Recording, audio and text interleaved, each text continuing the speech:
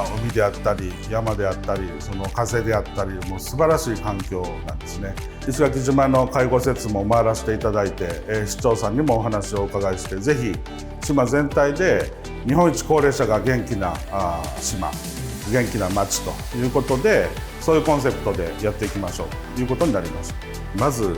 一つは石垣島の高齢者の人たちを元気にすると。世界中からその石垣島に3ヶ月滞在してですね、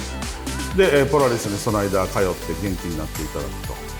これもある意味観光型といいますか、我々ステイ型と呼んでいますが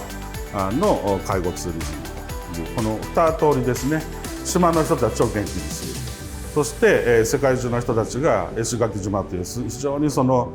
環境の素晴らしいところに滞在して、自然と触れながら元気になっていただくと、この2つを石垣島でぜひ実現させたい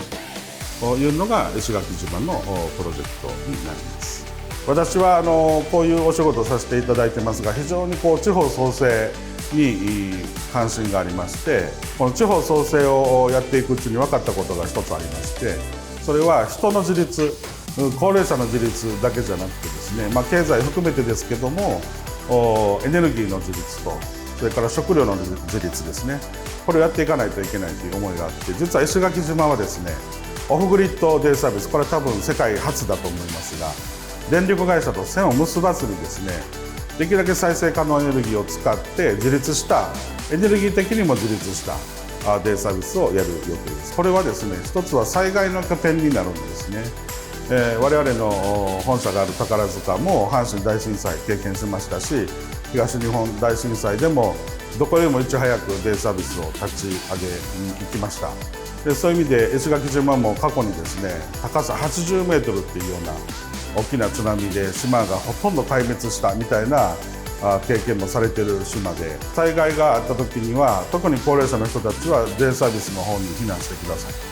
という、そういう機能もですね考えておりまして、災害拠点となるべく